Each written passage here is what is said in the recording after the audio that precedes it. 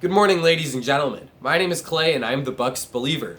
Today we saw the Bucks pick up a huge 124-117 win over the Philadelphia 76ers that was not nearly as close as the final score would indicate, as the Sixers were able to take what was a 15 to 20 point lead at most points of this game and bring that lead all the way down to 7 at the end. The main talking point from this game to me has to be the play of Giannis Antetokounmpo. Throughout this game, Giannis took on two pretty different roles in the Bucks offense, and the switch in style of play came almost exactly at the halftime mark. In the first half, Giannis had just 8 points and 4 assists on 3 for 6 shooting, as he was forced to take on a bit more of a distributor's role. Instead of Joel Embiid being the primary defender on the Greek Freak, he instead had guys like Matisse Thybulle or Tobias Harris or Mike Scott defending him, and Embiid was playing in more of a helper role. Embiid was matched up on Brook Lopez, and so Embiid was most of the time sinking off of the guy he was defending and cutting off Giannis when he was able to get into the paint, and that made it pretty difficult for Giannis to be able to score. However, because Embiid was sinking so far in, it left his guy that he was defending, that being Brook Lopez, wide open for some really easy looks from beyond the three-point line. And Lopez took advantage with a huge first half in which he scored 16 points and made 4 of his 5 shots from beyond the three-point line.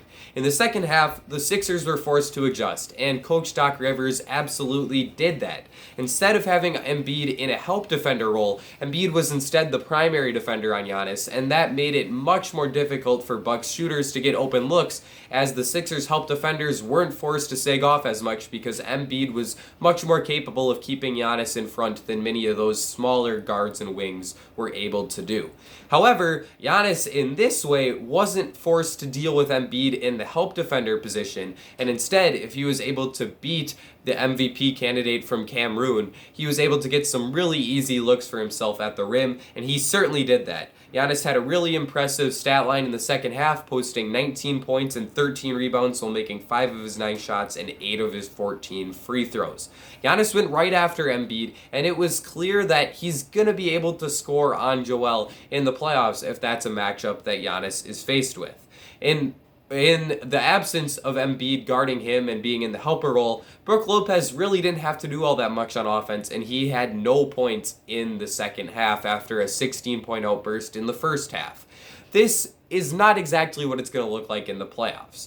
The Sixers will more than likely have a healthy Ben Simmons, and I think that Simmons is likely to be the primary defender on Antetokounmpo. That means that Embiid will be able to play in that help defender role, and they'll still be able to put a Defensive Player of the Year level talent on Giannis to prevent him from getting easy shots at the rim. From there, it all comes down to whether or not Bucks shooters are going to be able to hit their shots. And in this game, Chris Middleton really stepped up and hit some tough shots for a Bucks team. He really got them going in the first half, as he scored, I believe, 18 of his 24 points in that first half. Chris also made 7 of his first 7 shots, as he was perfect from the field up until late in the second quarter, and he finished off with 24 points on 10 for 16 shooting and 4 for 7 from beyond the three-point line.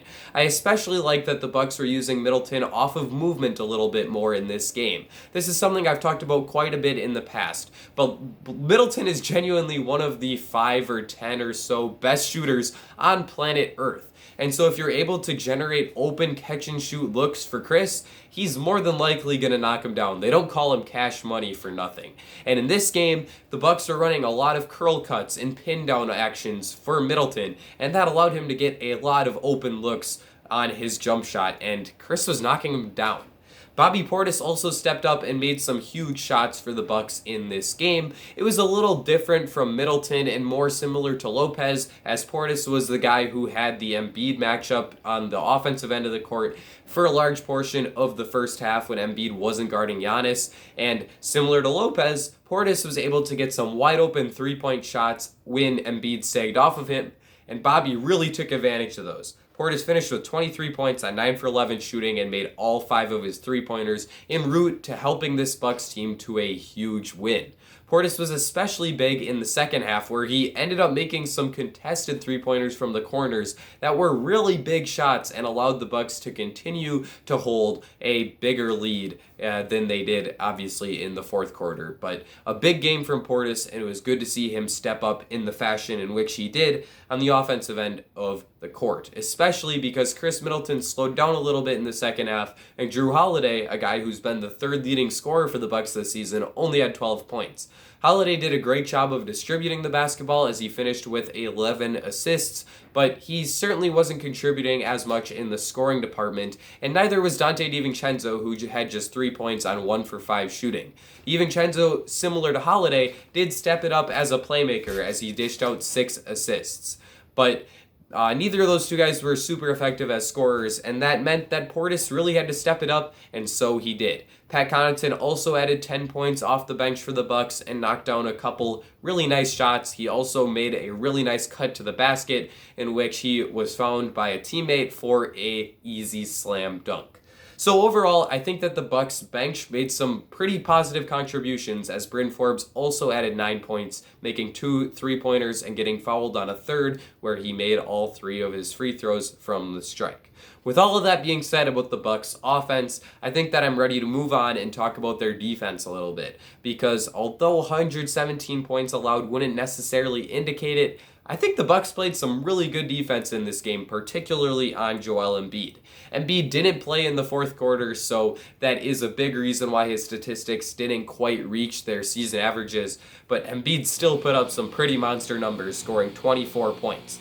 However, it took him 21 shots to do so, and he made just 9 of his 21 shots, which is not super efficient, especially when you consider that Joel Embiid has posted a true shooting percentage in the 60s so far this season. So for Brook Lopez and Bobby Portis and Giannis Antetokounmpo, or even PJ Tucker, whoever it was that was matched up on Embiid to force him to take a lot of difficult shots from the mid-range instead of getting to the rim where he's able to thrive, was really impressive, and I think that the Bucks deserve a lot of kudos. With star players like Embiid, they're going to get their points. They're going to score 20-plus points. You're not going to stop them. You're not really going to slow them down. But you can force them to be inefficient, and that's what the Bucks did in this game, and that was a great sign, especially when you consider that Embiid is one of the biggest threats to this Bucks team as they look to make a run, at least back to the Eastern Conference Finals and hopefully the NBA Finals. Embiid also only got to the free throw line 7 times, as he made 6 of those, but for the Bucks to limit him to 7 free throws when he averages 12 per game is another promising sign, and I think that this team actually matches up pretty well against Philadelphia on the defensive end of the court, especially when you consider that the absence of Ben Simmons doesn't impact the Sixers nearly as much on on offense as it does on defense. I think Simmons can really help them when he comes back as a primary defender on Giannis, but on offense, I don't think that he pushes the needle too much. 2 players that can do that for Philadelphia are Tobias Harris and Shake Milton, as each of those 2 guys had pretty big scoring nights. Harris had 18 points and Milton had 20, but in the end, it just was not quite enough to push this Sixers team over the top. In a playoff matchup, I still think that I like the Bucks' chances against Philadelphia, especially after a game tonight where they were in control for pretty much the whole thing as they started off this game on a 10-0 run. So moving forward, I'm feeling pretty good about the Bucks, and I certainly do believe in them, as you all know.